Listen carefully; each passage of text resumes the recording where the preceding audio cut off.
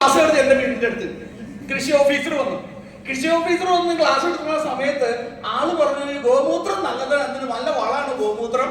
അപ്പൊ അദ്ദേഹം ക്ലാസ് എടുത്ത് പറഞ്ഞു നിങ്ങളുടെ ചെടികൾക്കൊക്കെ ഗോമൂത്രം ഇങ്ങനെ ഒഴിച്ചാൽ ഇങ്ങനെ കുറെ കാര്യം പറഞ്ഞ സമയത്ത് ഒരു ചേച്ചിക്ക് ഒരു ഫോൺ വന്നു. ചേച്ചി ഫോണായിട്ട് ഇങ്ങനെ പുറത്തേക്ക് പോയി. തിരിച്ചു വന്നപ്പോ കേൾക്കാനായിട്ടുണ്ടെങ്കിൽ അപ്പൊ നമ്മൾ പറഞ്ഞു വന്നത് ഗോമൂത്രം നമ്മുടെ ചെടികൾക്കും നമ്മുടെ ഈ പച്ചക്കറികൾക്കും ഒഴിച്ചാൽ നല്ലതാണെന്നുള്ളത് ചേച്ചി കേട്ടു. ചേച്ചി പിറ്റേ ദിവസം തന്നെ രാവിലെ അനുസരിച്ചിട്ട് വെയിറ്റ് ചെയ്യാണ്. പശു എപ്പോഴാണ് എന്ത് ചെയ്യുന്നത് എന്നാണ് തീർത്ഥം തളിക്കുന്നത് നോക്കിയിരുന്നു.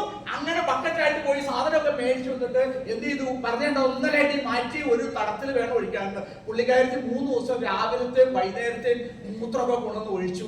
ഒരു 3 ദിവസം കഴിഞ്ഞപ്പോ മുന്തിരിക്കാ വെച്ചത് മുന്തിരി വള്ളി എന്ത് ചെയ്തു തുടങ്ങി പാടി തുടങ്ങി. എന്നിട്ട് കൃഷി ഓഫീസറെ വിളിച്ച് ഊടുപാട് ചീത്ത പറഞ്ഞു. നിങ്ങൾ എന്നെ വാങ്ങിച്ചെന്ന് ചോദിച്ചു. എങ്ങനെ ചോദിച്ചു പറഞ്ഞു ഞാൻ മൂത്രം കൊണ്ടാണ് കുടിച്ചു. അപ്പൊ ചോദിച്ചു വെള്ളം ചേർത്തോ? വെണ്ണോ? അപ്പൊ കൃഷി ഓഫീസർ പറഞ്ഞിട്ടുണ്ടായിരുന്നു 1 ലിറ്റർ മൂത്രത്തിലേക്ക് 10 ലിറ്റർ വെള്ളം ചേർത്ത് വേണം ഒഴിക്കാൻ. ആ സമയത്ത് ഹലോ. അപ്പൊ അതാണ് ഞാൻ പറഞ്ഞത്. ഞാൻ മുഴുവൻ പറയണത് കേട്ടിട്ടുണ്ട്. റീറ്റെയിൽ ചെയ്യാൻ പോകരുന്നു ഇപ്പൊ ഫോൺ എടുത്തുണ്ട് ആരും വിടുന്നത് വാങ്ങടച്ചോ. കാരണം ഇത് കേട്ടിട്ട് പോകണം. റീറ്റെയിൽ ചെയ്യാനല്ല പോകേണ്ടത്. എന്റെ കയ്യിലുള്ള ഉൽപ്പന്നങ്ങള് എന്റെ ബന്ധുക്കൾ, എന്റെ സുഹൃത്തുക്കൾ, എന്റെ നാട്ടുകാർക്ക് പരിചയപ്പെടുത്താൻ പോകണം. നമ്മുടെ ഉൽപ്പന്നങ്ങള് കയ്യിൽ കാര്യം പിടിച്ച ചേട്ടാ ചേച്ചി ഞാൻ രാവിലെ നടന്നു ഒരു പേസ്റ്റ് വിറ്റിട്ടില്ല, അതുകൊണ്ട് ഒരെണ്ണം എടുക്കുവോ? ഞാൻ രാജസാറിനെ പെക്കി ഒരെണ്ണം എടുക്കുമെന്ന് വെച്ചാൽ രാജസാറ് ഈ സാധനം ഒരെണ്ണം മേടിച്ചിട്ട് അപ്പുറത്ത് പോയി പറഞ്ഞല്ലോ, ഓ ആ മധു വന്ന് എന്റെ കാല് പിടിച്ച് കരഞ്ഞു. അപ്പൊ ഞാൻ എന്ത് ചെയ്തു? ഞാൻ കാല് പിടിച്ചോ? കരഞ്ഞോ? ഇതല്ലേ പറയണേ. എന്ത് ചെയ്യണം? നിങ്ങൾ വീട്ടിൽ നിന്ന് ശ്രദ്ധിക്കേണ്ടത് എന്റെ ബന്ധുക്കൾ, സുഹൃത്തുക്കൾ, ആൾക്കാരോട് എന്റെ ഉൽപ്പന്നങ്ങൾ ആവശ്യം പറയണത് ഞാൻ ഡിസ്ട്രിബ്യൂഷൻ എടുത്തിട്ടുണ്ട്. അടിപൊളി പ്രൊഡക്റ്റ് ആണ്, ഇന്നതൊക്കെയാണ്. എന്റെ ബന്ധുവിനെ, സുഹൃത്തിനെ ഞാൻ ആ പ്രൊഡക്റ്റ് കാണിച്ചത് പരിചയപ്പെടുത്തി. അപ്പൊ അവര് അപ്പൊ തന്നെ പറയും ഒന്നും വേണ്ടോ, തരാനില്ല. ഇതെല്ലാം എന്തിനുള്ളതാണ്? ഇതെല്ലാം എനിക്ക് ഓർഡർ ഉള്ളതാണ്. ഞാൻ അത് കാണിച്ചു തന്നു മാത്രം. ഇതൊന്നും എനിക്ക് തരില്ലല്ലോ. പക്ഷേ ഈ പ്രൊഡക്റ്റ് പരിചയപ്പെടുത്തി കഴിഞ്ഞാൽ അവർക്ക് തോന്നും അതൊന്നും കിട്ടിയായിരുന്നെങ്കിൽ. അത് കൊടുക്കാൻ പറ്റുമോ? കാരണം അവർക്ക് ആവശ്യമുള്ള സാധനം എവിടെയുണ്ട്? അതിലുണ്ട്. നിങ്ങൾ ആക്രാന്തം കാട്ടരുത്.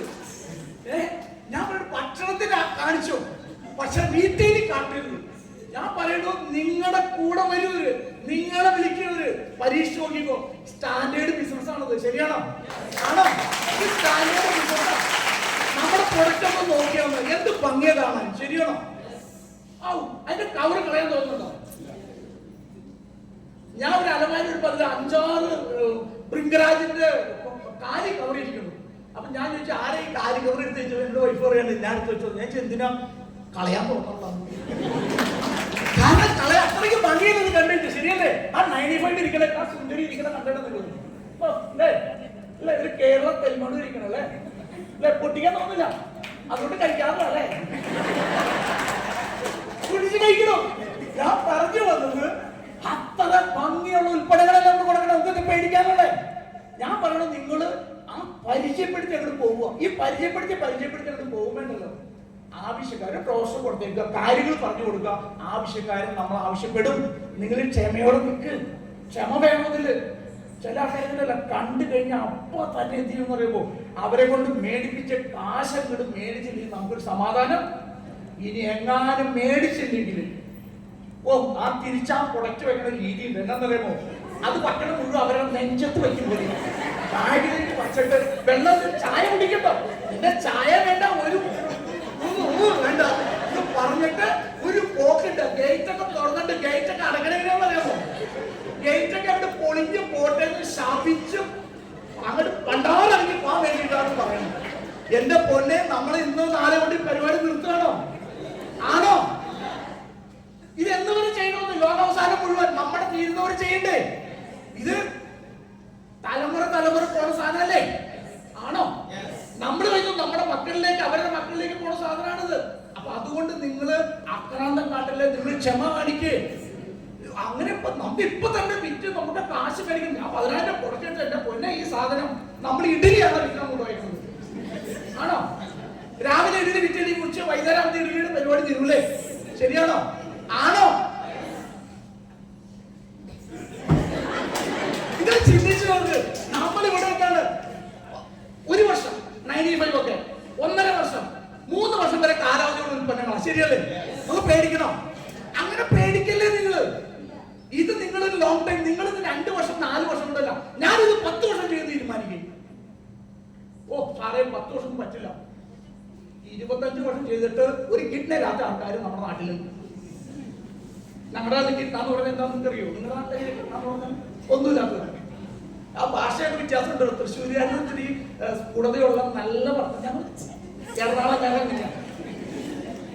അതുകൊണ്ട് തോന്നരുത്. ഞാൻ പറയുന്നത് 25 വർഷം ചെയ്തിട്ട് ഒന്നും ഉണ്ടാക്കാൻ പറ്റാത്ത ആളാണ് 2 വർഷം 4 വർഷം 5 വർഷം പറ്റാന്ന് പറയുന്നത്. ശരിയല്ലേ? ആണോ? ആണോ? എന്നോട് ഒരാൾ ചോദിച്ചേ സാറേ 3 വർഷമായി പുള്ളിക്കാരി കൊണ്ട് ഒന്നും ഉണ്ടാക്കാൻ പറ്റിയിട്ടില്ല. ഇങ്ങനെ നമുക്ക് എന്താ കാര്യമുള്ളത്? 3 വർഷമായി അവർ എന്ത് ചെയ്യണു? ലൈഫ് സ്റ്റൈൽ ചെയ്യണു, അവർക്കൊരു വരുമാനം ഇല്ലാതെ. അപ്പൊ ഞാനിങ്ങനെ ആ മനുഷ്യൻ നോക്കി. പുള്ളി 22 വർഷം ഗൾഫിലായിരുന്നു. ഇപ്പോൾ വാടക താമസിക്കണം. 22 വർഷം ഗൾഫിൽ പോയ ആൾക്കും താമസിക്കുന്നത് എവിടെയാ? എന്നിട്ടാണ് 3 വർഷം. ഈ 22 വർഷം ഗൾഫിൽ പോയ ആളുടെ അവസ്ഥ ഒന്ന് ആലോചിച്ച് നോക്കണം. 2 വർഷത്തിൽ കൂടുമ്പോൾ 1.5 മാസം വീട്ടിൽ വരും.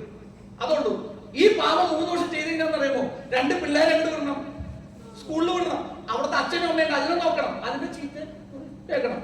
ഇതെല്ലാം കേട്ട് അമ്മായിമ്മയാണ്. ഇതെല്ലാം കേട്ട് ചീറ്റൊക്കെ കേട്ടിട്ട് ശരിയാക്കി രാവിലെ 10 മണിക്ക് ഇറങ്ങി വൈകിട്ട് 4 മണിക്ക് 5 മണിക്ക് 6 മണിക്ക് വീട്ടിൽ വന്ന് എല്ലാ ദിവസവും ഒന്നുമില്ല. അങ്ങനെ ചെയ്തിട്ട് അവരാരായെന്ന് പറയുമ്പോ 3 വർഷം കൊണ്ട് DTC അടിച്ചു. 3 വർഷം DTC അടിച്ചു. പക്ഷെ ആള് ഉദ്ദേശിക്കുന്നത് അറിയാമോ? അങ്ങോട്ട് കിട്ടണം. അങ്ങനെ നമുക്ക് പറിച്ചു കൊണ്ടുവരാൻ പറ്റുമോ? കുലുക്കി പറക്കുന്ന സാധനമാണോ അത്? ആണോ? വെയിറ്റ് ചെയ്യണം. പക്ഷെ ഇത് ലോങ് ടൈം ആണ് അറിയണം. ലൈഫ് ലോങ് ആണിത്. അങ്ങനെ ചിന്തിക്കണം. അപ്പൊ അതിനായിട്ട് ഞാൻ പറയുന്നത് റീറ്റെയിൽ നിങ്ങൾ ഇങ്ങനെ ചെയ്തു നോക്കി റിസൾട്ട് വരും. ഓക്കെ, റിക്രൂട്ട്മെന്റ് നല്ലൊരു ടീം ഉണ്ടാക്കിയെടുക്കണം. ബ്രാഞ്ച് 1 2 സേഫ് ആയിട്ടുള്ള നിങ്ങൾ സേഫ് ആവുന്ന ആൾക്കാർ, അത് ഇതുപോലെ ചില ആൾക്കാർ പറഞ്ഞിട്ട് വന്നില്ലെങ്കിൽ അവരെ കൊന്നു കൊല വിളിച്ചിട്ട് ഇട്ടുകളയണം. കുറെ വരും. എന്ത് ചെയ്യണം? നമ്മള് എന്ത് ചെയ്യണം? ക്ഷമയോടെ ചെയ്യണം. നമ്മുടെ ദൗത്യമുണ്ട് അല്ലെ? ലിസ്റ്റ് ഒക്കെ എടുത്ത് അതിൽ നിന്ന് സെലക്റ്റീവ് ആൾക്കാരോട് നമ്മൾ എന്ത് ചെയ്തു? ഓരോരുത്തരും നമ്മള് VOP കൊണ്ടുവന്നു. അതും അല്ലെങ്കിൽ നമ്മൾ എന്ത് ചെയ്തു? GTS കൊണ്ടുവന്നു, VOP കൊണ്ടുവന്നു. അതും അല്ലെങ്കിൽ നമ്മൾ അവരുടെ നമ്മുടെ വീട്ടിൽ ഹൗസ് മീറ്റിംഗ് വെച്ചു. അല്ലെങ്കിൽ നമ്മൾ നേരിട്ട് പോയി കണ്ട് ലീഡർമാരായിട്ട് പോയി കണ്ട് സംസാരിച്ചു. അവരോട് ഈ കാര്യങ്ങൾ അവതരിപ്പിച്ചിട്ട് അവരായിട്ടുള്ള ഞാൻ ആദ്യം പറഞ്ഞൊരു കാര്യമുണ്ട്, റിലേഷൻഷിപ്പ്. ഇത് ബിൽഡ് ചെയ്യണം. ഇത് ബിൽഡ് ചെയ്ത് കഴിഞ്ഞാൽ ചിലപ്പോ 1 മാസോ 2 മാസോ 4 മാസോ 6 മാസോ ചിലപ്പോ 1.5 വർഷമൊക്കെ എടുക്കും ചിലർ വരാൻ. വന്നോട്ടെ, എപ്പോ വന്നോട്ടെ. എപ്പോ വന്നാലും കുഴപ്പമുണ്ടോ? പക്ഷെ നല്ല നല്ല ആൾക്കാർ ആദ്യം വന്നവരെ ബ്രാഞ്ച് 1 2 ഡെവലപ്പ് ചെയ്യുക. ഇത്രയേ ഉള്ളൂ. വളരെ ലളിതമാണ്. ചില ആൾക്കാർ ചിന്തിക്കണമെന്ന് അറിയുമ്പോൾ വീട്ടുകാരൊന്നും അറിയിക്കില്ല. ഭർത്താവ് അറിയില്ല, ചിലര് ഭാര്യ അറിയില്ല, ചില മക്കളെ അറിയിക്കാം. ഈ അറിയിക്കാണ്ടൊന്നും ചെയ്യാൻ പറ്റട്ടോ. ചിലര് പറയും സർപ്രൈസ് കൊടുക്കാനാണ്. സർപ്രൈസ് കൊടുക്കാനാണ്. വലിയൊരു വരുമാനം കിട്ടി വലിയ സംഭവമാണ് അറിയിക്കുന്നു. ഇപ്പൊ ഞാൻ ആരാന്ന് പറയാനില്ല, തൃശ്ശൂർ ജില്ലയിലെ എൻ്റെ ഒരു സുഹൃത്ത് KSBയുടെ മാനേജറാണ്. ആളൊരു 6-7 മാസം മുമ്പ് ആശുപത്രിയിലായിരുന്നു. കാരണം ഞങ്ങളുടെ ഗ്രൂപ്പിൽ കേട്ട് ഒരു ദിവസം ഒരു മെസ്സേജ് വന്നു, ഇനി ആള് വീണ് ഹോസ്പിറ്റലിൽ അഡ്മിറ്റ് ആണെന്ന് പറഞ്ഞു. ചെന്ന സമയത്ത് എന്താന്ന് ചോദിച്ചപ്പോൾ പറഞ്ഞു ഇങ്ങനെ തട്ടി വീണതാണ്. തട്ടി വീണപ്പോൾ എന്ത് പറ്റിയിട്ടുണ്ടെങ്കിൽ എന്തോ ഒരു ഇതേലും വന്ന് ഇവിടെ ഇടിച്ചിപിടിയാണ് പറ്റിയേക്കുന്നത്. പക്ഷേ ആള് വൈഫിനൊരു സർപ്രൈസ് കൊടുത്തതായിരുന്നു. ആളെന്ത് കൊടുത്തതാണ്? വൈഫിനൊരു സർപ്രൈസ് കൊടുത്തതാണ്. ആൾ ആശുപത്രിയിലായി. സംഭവിച്ചെന്ന് നിങ്ങൾക്ക് അറിയണോ? കൈ അടിച്ച പറയാം. ആള് വേറെ ഒന്നുമില്ല. അദ്ദേഹം ഒരു ദിവസം വീട്ടിൽ ചെന്നതിന് ശേഷം വൈഫിനോട് പറഞ്ഞു ഒരു സർപ്രൈസ്. പുള്ളിക്കാരത്തി 6:30 മണി മുതൽ സർപ്രൈസ് കേൾക്കാൻ നിൽക്കുകയാണ്. പുള്ളി പറയണോ? അങ്ങനെയായി അത്താഴം വെച്ചു. ചോദിച്ചു, പറയാം സർപ്രൈസ്. ഇത് കഴിഞ്ഞ് വൈഫിന്റെ ക്ഷമയൊക്കെ ചോദിച്ചു, എന്തെങ്കിലും ഉണ്ടെങ്കിൽ ഒന്നുകൂടി പറയാൻ മനസ്സിലായി. കാരണം കുറെ നേരം സർപ്രൈസ് ഒന്നുകൊണ്ടിരിക്കും. പുള്ളി പറയാം. ബെഡ്റൂമിൽ കയറി ഇരുന്ന സമയത്ത് ഒരു സർപ്രൈസ് പറയാം. ഇങ്ങനെ കാണിച്ചു. അപ്പൊ ഇവര് എന്താണെന്നറിയാമോ പറഞ്ഞു, ഇന്ന് നിന്റെ കൂടെ കിടക്കാൻ പോണത് KCBയുടെ മാനേജറാണ്. പുള്ളിക്കാരത്തി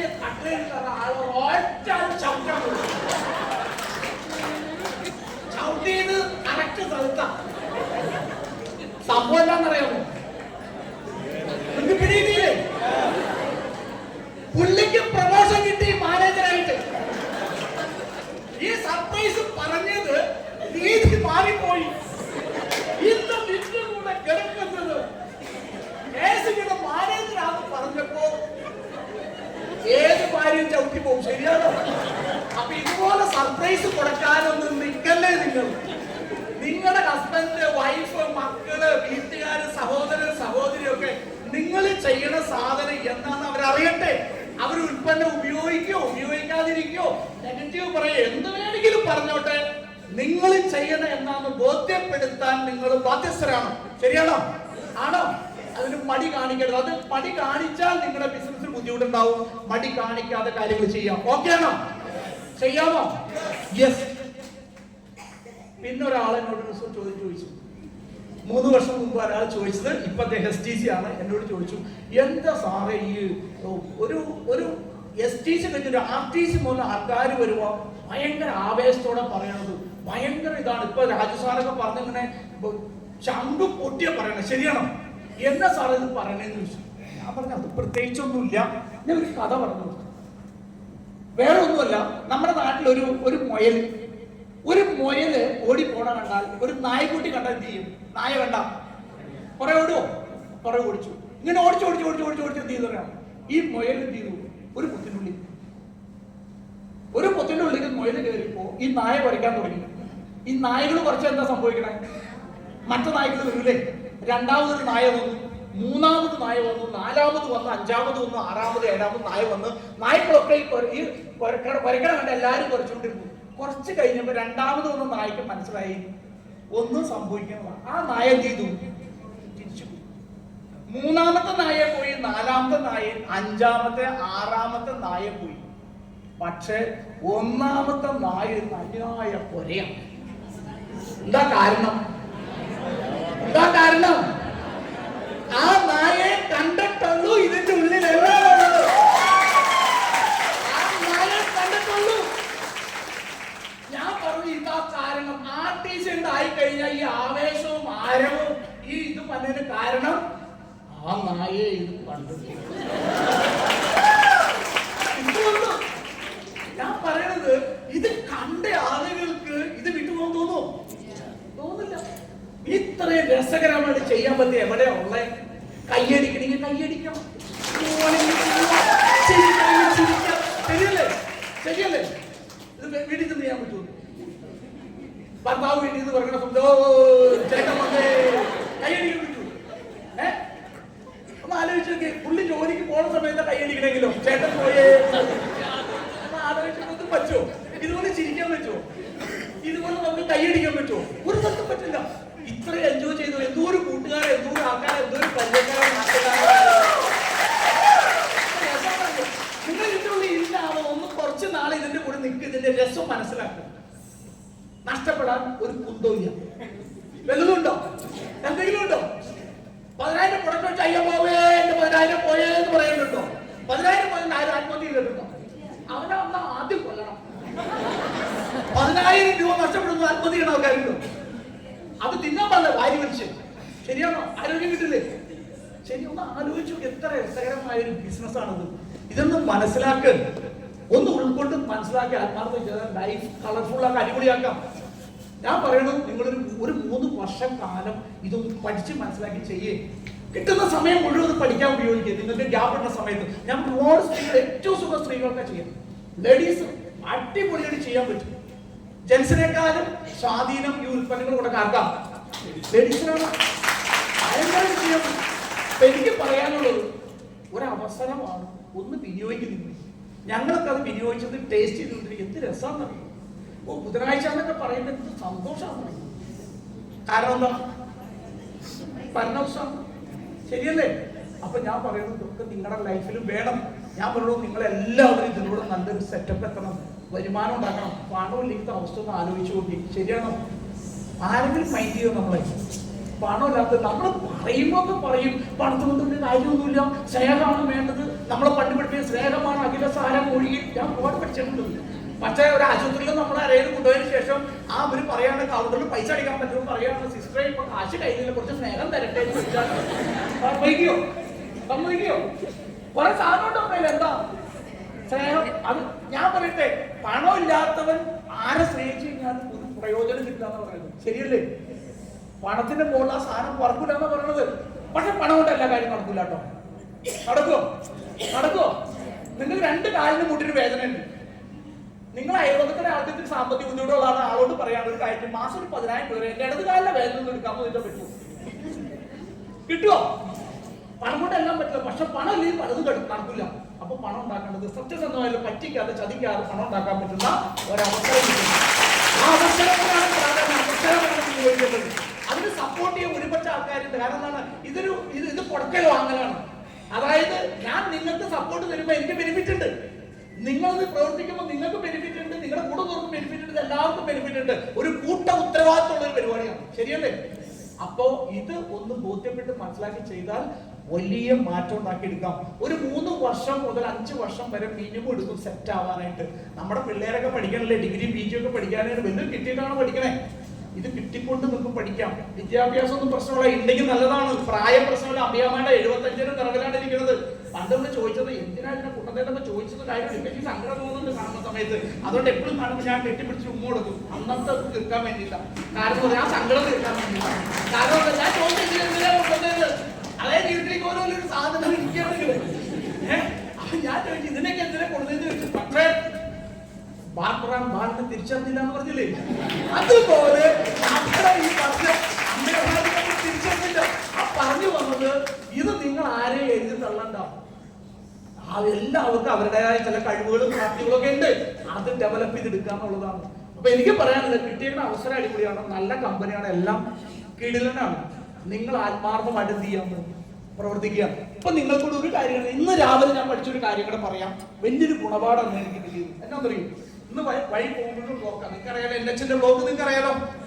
വന്ന സമയത്ത് 2-3 പോലീസുകാർ ഞങ്ങൾ വഴി മാറ്റി വിടുകയാണ്. വഴി മാറ്റി വിട്ട സമയത്ത് ഞാൻ മോനോട് പറഞ്ഞാ നമുക്ക് ആ പോലീസുകാരോട് നേരെ തന്നെ പോവാം, മെയിൻ വഴിക്ക് തന്നെ പോവാം. അപ്പൊ ആള് പറഞ്ഞു മൊത്തം ബ്ലോക്കാണ്, അങ്ങോട്ട് പോയാൽ പോകില്ല എന്ന് പറയാണ്. അപ്പൊ എന്റെ മോഹം എനിക്ക് ദേഷ്യം വന്നു. കാരണം എന്താ, നേരെ പോവാം, ഇത് വളഞ്ഞ വഴിക്കാണ് വിടുന്നത്, ഏത് വഴിക്കാ പോണെന്ന് അറിയാൻ പാടില്ല.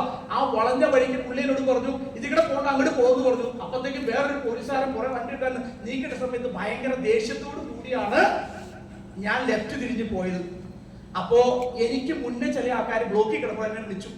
എന്റെ ബ്രദർ സൈതം ബ്ലോക്കിൽ കിടക്കുന്നുണ്ട്, വന്നിട്ടുണ്ടോ ഇപ്പോൾ വന്നിട്ടുണ്ടോ എനിക്ക് അറിയാൻ പാടില്ല. അപ്പൊ ആ രീതിയിൽ എന്നെ വിളിച്ചപ്പോൾ ഞങ്ങൾ ബ്ലോക്കിലാണ്, ഇങ്ങനെയാണെന്ന് പറഞ്ഞു. ഞാൻ പറഞ്ഞു ഞങ്ങളെ ഏതോ വഴിക്ക് തിരിച്ചു വിട്ടിട്ടുണ്ട്, ഏത് വഴിക്ക് ചെന്ന് എത്രയെന്ന് അറിയാൻ പാടില്ല, എത്തുമ്പോ പറയാൻ പോയി. അങ്ങനെ പോയി ഏതോ വഴിയൊക്കെ ചെന്ന് അവസാനം ചാലക്കുടി എത്രേന് തൊട്ട് മുമ്പ് ഞങ്ങൾ ഹൈവേയിലെത്തി. നോക്കിപ്പോ ഒരു പോലും ഇല്ല കണ്ടുപിടിക്കാൻ. ഒരു വണ്ടിയില്ല റോഡില്. സുഖമായിട്ട് വന്നു. സുരേഷ് സാർ വിളിച്ചു, സാറേ ബ്ലോക്കിലാണ്, എപ്പോ എത്തുന്ന അറിയാൻ പാടില്ലെന്ന് പറഞ്ഞു. ഞാൻ നോക്കിയ സമയത്ത് ഒരു വാഹനമില്ല, സുഖമായിട്ട് ആ പേരാമ്പ്രയുള്ള ബ്ലോക്കും കിട്ടിയില്ല, ഒന്നുമില്ല, സുഖമായിട്ട് ഇങ്ങോട്ട് വന്നു. പക്ഷെ ഞാൻ ആ പോലീസുകാരന് എന്റെ മനസ്സിൽ താങ്ക് യു ബ്രോ പറഞ്ഞു. കാരണം എന്താ, ആ മനുഷ്യൻ ആ വഴി വിട്ടില്ലായിരുന്നെങ്കിൽ ഞാൻ ഈ പരിപാടിക്ക് വരും. കാരണം എന്റെ ബ്രദർ ഇപ്പോഴും വന്നിട്ടില്ല. അപ്പോ ഇതൊരു ഗുണപാഠമാണ് നിങ്ങൾക്ക്. നിങ്ങളെ ചില ആൾക്കാർ വഴി തിരിച്ചു വിടും. ഇങ്ങനെ ചെയ്യാന്ന് പറയുമ്പോ ക്ലിയറായോ? നിങ്ങളൊരു ലീഡർ നിങ്ങളോട് പറയാണ് ഇങ്ങനെ ചെയ്യാന്ന് പറയുമ്പോ അതൊരു നല്ല ഒരു അവസരത്തിലേക്കാണ് നിങ്ങൾ വിടുന്നത്. പക്ഷേ നമുക്ക് നമുക്ക് അയാളുടെ എന്താണ് ദേഷ്യാണ്. പക്ഷെ എനിക്ക് പോലീസുകാരോട് ഭയങ്കര ദേഷ്യമായിരുന്നു. പക്ഷേ അതിന് സക്സസ് ആയി കഴിഞ്ഞപ്പോൾ, എനിക്ക് പെട്ടെന്ന് എത്താൻ കഴിഞ്ഞപ്പോൾ എനിക്ക് പോലീസുകാരോട് എന്ത് തോന്നി? ഇതുപോലെയാണ് ഞാൻ കൊടുത്ത പല ആൾക്കാർക്കും എന്നോട് ആദ്യം ദേഷ്യമായിരുന്നു, എന്നെ കാണുന്നത് ഇഷ്ടമല്ലായിരുന്നു. ചില ആൾക്കാരുടെ ഭാര്യയൊക്കെ ഞാൻ ചെല്ലുന്ന സമയത്ത് പറയും, ആ ഒരുത്തൻ എന്റെ കെട്ടുവനെ പറ്റിക്കാൻ വേണ്ടി വന്നിട്ടുണ്ട്, ഒരു ചായ വരെ തരാത്തൊരു പുള്ളി ഇങ്ങനെ ഇടയ്ക്ക് കാണിക്കും, ഒരു ചായ എടുക്കാൻ പറഞ്ഞു കൊടുക്കണ്ട, ആ മനുഷ്യന് ചായ കൊടുക്കണ്ട, ഒന്ന് കൊടുക്കണ്ട, വെള്ളം വരെ തരാതെ ഇരുന്നവരുണ്ട്. പക്ഷെ ഇപ്പൊ ചെന്ന് കഴിഞ്ഞാൽ ഈന്തപ്പോഴും അണ്ടിപ്പരിപ്പൊക്കെ എന്താ കാരണം ഭക്ഷണം കഴിക്കാണ്ട് വിടില്ല. ജ്യൂസ് ഏതൊക്കെയോ ജ്യൂസ് എന്തൊക്കെയാ കഴിക്കി തന്നെ പറയുമ്പോഴല്ല. അപ്പൊ ഞാൻ പറഞ്ഞു വന്നത് ഇങ്ങനെയൊക്കെ ഉണ്ടാവും, ഇതൊക്കെ ഇങ്ങനെയൊക്കെയാണ്, ഇതിന്റെ രീതി സ്വഭാവമൊക്കെ അതാണ്. അതിനെ മനസ്സിലാക്കാൻ നമ്മൾ അങ്ങനെ എന്ത് ചെയ്യാം, ഇത് തയ്യാറാവുക. ഒരു കിടിലൻ പരിപാടിയാണ് നിങ്ങളെ കിട്ടിയിട്ടുള്ളത്. അറിഞ്ഞറിയാതെ വന്ന് അറിഞ്ഞിട്ട് വന്നതൊന്നും അല്ല. ശരിയാണോ? ആരാ അറിഞ്ഞിട്ട് വന്നേ? ഇപ്പൊ എന്ത് പറഞ്ഞു കൂട്ടുകാരി പറഞ്ഞു ഒഴിവാക്കാൻ പറ്റില്ല എന്നുള്ളത് നിങ്ങളുടെ ഭാഗ്യം, നിങ്ങളുടെ കാരണന്മാർ ചെയ്ത ഭാഗ്യം. അതുകൊണ്ട് നിങ്ങൾക്ക് ഈ അവസരം കിട്ടിയതാണ്. ഞാൻ ദൈവത്തോട് നന്ദി പറയാണ്, എന്റെ മാതാപിതാക്കളോട് നന്ദി പറയാണ്. ഈ അവസരം എനിക്ക് കിട്ടിയതിന് ഞാൻ വളരെ ഹാപ്പി ആയിട്ട് ബിസിനസ് ചെയ്തു. എന്റെ ലൈഫിലെ ചെറിയ ആഗ്രഹങ്ങളൊക്കെ ഇങ്ങനെ കംപ്ലീറ്റ് ചെയ്തുകൊണ്ടിരിക്കുകയാണ്. ഒരു ലക്ഷറി വെഹിക്കിൾ എനിക്ക് യൂസ് ചെയ്യാൻ കഴിയുന്നുണ്ട്. കാരണം ലോകത്തെ ഏറ്റവും കൂടുതൽ സേഫ്റ്റിയുള്ള വാഹനം ഞാൻ സെർച്ച് ചെയ്തപ്പോൾ കിട്ടിയത് ഏതാണ്? വോൾവോ. ഇന്ന് ഞാൻ ഉപയോഗിക്കുന്ന വാഹനം അതാണ്. അതുപോലെ എന്റെ ഒരു ഡ്രീം ഹൗസ് പണി നടന്നുകൊണ്ടിരിക്കുകയാണ്. പിന്നെ മറ്റൊരു സന്തോഷമുണ്ട്, എന്റെ മകൻ LLB ഒക്കെ കഴിഞ്ഞ് ആള് എറണാകുളത്ത് പ്രാക്ടീസ് ചെയ്തുകൊണ്ടിരിക്കുകയായിരുന്നു. നെക്സസ് 2025 എന്നുള്ള പ്രോഗ്രാം കഴിഞ്ഞപ്പോൾ ആളെന്നോട് പറഞ്ഞു ഞാൻ രജിസ്റ്റർ ചെയ്യാന്ന് പറഞ്ഞു. ഞാൻ പറഞ്ഞു ധൈര്യമായിട്ട് ചെയ്തോ, കാരണം എന്തുണ്ടെങ്കിൽ 10 വർഷം കൊണ്ട് ഞാൻ പറഞ്ഞു, ഞാൻ അവരോട് 10 വർഷം കൊണ്ട് നിന്റെ വരുമാനം 10 ലക്ഷം. എത്ര വർഷം കൊണ്ട്? ഞാൻ പറഞ്ഞു അക്രാന്തം കാറ്റെടുത്തു മോനാം ധൈര്യമായിട്ട് പറയാം. 10 വർഷം കഴിയുമ്പോൾ നിന്റെ വരുമാനം നീ 10 ലക്ഷം. അല്ലാണ്ട് 3ാമത്തെ വർഷം നിനക്ക് 10 ലക്ഷം വേണമെന്നുള്ള ആഗ്രഹത്തോടു കൂടി എന്റെ കാശ് കണ്ട് നീ നികഴിക്കും വേണ്ട. പണി ചെയ്യേണ്ടതല്ല, എന്ത് ചെയ്യണം? പണിയണം. കാരണം അച്ഛനായാലും മോനായാലും വേണം, ഇങ്ങനെ വേണം. ഇങ്ങനെ 10 വർഷം അടുത്തോട്ട് നഷ്ടമുണ്ടോ? ഇല്ല. അപ്പൊ ഇതുപോലെയാണ് ബിസിനസ്. സീരിയസ് ആക്കി എടുക്കുക. നിങ്ങൾക്ക് നിങ്ങളുടെ ലൈഫിൽ നല്ലൊരു അച്ഛനാവാൻ, നല്ലൊരു അമ്മയാവാൻ, നല്ല സഹോദരനാവാൻ, നല്ല സഹോദരിയാവാൻ, നല്ല ഭാര്യയാവാൻ, നല്ല ഭർത്താവാൻ, നല്ല മകളാവാൻ, നല്ല മകനാവാൻ ഇത് കഴിയും. നല്ലൊരു അമ്മയും നല്ലൊരു അച്ഛനാവാൻ ഇത് കഴിയും. നമുക്ക് ചെയ്തു കൊടുക്കേണ്ട കടമകളും കടപ്പാടുകളും ഒക്കെ ഒരുപാടുണ്ട്. അതെല്ലാം ചെയ്തു കൊടുക്കുമ്പോഴാണ് നമ്മൾ അതിലേക്ക് എത്തുള്ളൂ. അതിന് പണം ആവശ്യമാണ്. അതിനൊരു അവസരം നിങ്ങൾക്ക് കിട്ടിയിട്ടുണ്ട്. ഈ അവസരം വളരെ ഭംഗിയായിട്ട് നിങ്ങൾ വിനിയോഗിക്കാം. ഇന്ന് വളരെ ഭംഗിയായിട്ട് ഇന്ന് ഉൽപ്പന്നങ്ങളെ കുറിച്ചൊക്കെ ഇവിടെ പറഞ്ഞ നമ്മുടെ സിറാജ് സാറിനുള്ള നന്ദി ഈ അവസരത്തിൽ അറിയിക്കുകയാണ്. താങ്ക് യു വെരി മച്ച് സാറിനുള്ള നന്ദി. നല്ലൊരു കഴിയുന്നുണ്ട് സിറാജ് സാർ. കണ്ണൂരുകാരനാണ്. ഇനി നമുക്കറിയാം ഒരു സ്പെഷ്യൽ പേരുള്ള ഒരു മാസശ്രമണി നാൽസ്. ഞാൻ ആദ്യമായിട്ട് കേൾക്കണം. നാൽസ് സാറിനുള്ള നന്ദി അവസരത്തിൽ അറിയിക്കുന്നു. അതുപോലെ ആദ്യമായിട്ട് ഈ അവസരം കേൾക്കാൻ വന്ന ആളുകൾക്ക് ഞാൻ അവരെ വീണ്ടും അവർക്കൊരു ബിഗ് ക്ലാപ്പ് കൊടുക്കട്ടെ. ആദ്യമായിട്ട് കേൾക്കാൻ വന്ന. പിന്നെ നമ്മുടെ ഡിസ്ട്രിബ്യൂട്ടേഴ്സ്, അവരുടെ ഫാമിലി മെമ്പേഴ്സ്, പലരും പേരൻസ് ഒക്കെ വന്നിട്ടുണ്ട്. മകനും മകളും അച്ഛനും അമ്മയും കുഞ്ഞുങ്ങളൊക്കെ വന്നിട്ടുണ്ട്. അവർക്കൊക്കെ ഒരു ബിഗ് സല്യൂട്ട്. കാരണം മഴയത്ത് വന്നത്. കൂടാതെ നമ്മുടെ team coordinators, area team coordinators, district team coordinators, സോണലുകൾ, അതുപോലെ നമ്മുടെ STC ലീഡേഴ്സ്, RTC ലീഡേഴ്സ്, നമ്മുടെ ഗ്രേറ്റ് ആളുള്ള ഇവിടെ എക്സ്പീരിയൻസ് പറഞ്ഞ NTC ലീഡേഴ്സ്, അതുപോലെ നമ്മുടെ കോണ്ടിനെന്റൽ ടീം കോർഡിനേറ്റർ നമ്മുടെ രാജു സാറ്, അതുപോലെ നമ്മുടെ ഗ്രേറ്റ് ലീഡേഴ്സ് ആയിട്ടുള്ള തൃശ്ശൂരിന്റെ മുത്തുകൾ കുറെ ആളുകളുണ്ട്. അടുത്ത ആഴ്ച പറഞ്ഞു ഞങ്ങളൊക്കെ വളരെ ബഹുമാനിക്കുന്ന ഇഷ്ടപ്പെടുന്ന ഒരു മഹാമനുഷ്യനാണ് അടുത്ത ആഴ്ച ഈ വേദിയിൽ എത്തുന്നത്. നമ്മുടെ മറ്റാരുമല്ല, നമ്മുടെ പ്രിയങ്കരനായ ശ്രീനിവാസ് സാറാണ് അടുത്ത. അപ്പോ അദ്ദേഹത്തിന്റെ അഡ്വാൻസ് നമ്മളൊരു സന്തോഷം അറിയിക്കുകയാണ്. കാരണം അടുത്ത ആഴ്ച വന്നതിൽ. പിന്നെ നമുക്കറിയാം ഈ പ്രോഗ്രാം എല്ലാം കോർഡിനേറ്റ് ചെയ്യുന്ന നമ്മുടെ WTC ലീഡർ നമ്മുടെ സുരേഷ് സാറാണ്. സാറിനുള്ള നന്ദി ഈ അവസരത്തിൽ അറിയിക്കുന്നു. അതുപോലെ എല്ലാവർക്കും വന്നവർക്കും ഇതുമായിട്ട് ബന്ധപ്പെട്ട് നിൽക്കുന്ന എല്ലാവർക്കും ഒരിക്കൽ കൂടി നന്ദി പറഞ്ഞുകൊണ്ട് വലിയ മാറ്റം ഉണ്ടാക്കിയെടുക്കാൻ നിങ്ങൾ എല്ലാവരും ഇതിൽ അണിചേരുക. നമുക്ക് ഒന്നിച്ച് ഒറ്റക്കെട്ടായിട്ട് ചെയ്തുകൊണ്ട് എല്ലാവരും ജീവിതത്തിൽ അവരാഗ്രഹിക്കുന്ന എല്ലാ ആഗ്രഹങ്ങളും സ്വപ്നങ്ങളൊക്കെ പൂണിയട്ടെ. അതിന് നല്ലൊരു മനുഷ്യനാവാൻ കഴിയട്ടെ, നല്ല ബന്ധങ്ങൾ കാത്തു ചെയ്യാൻ കഴിയട്ടെ എന്ന് ഓർമ്മിപ്പിച്ചുകൊണ്ട് എന്റെ വാക്കുകൾ അവസാനിപ്പിക്കുന്നു. നന്ദി, നമസ്കാരം. Thank you.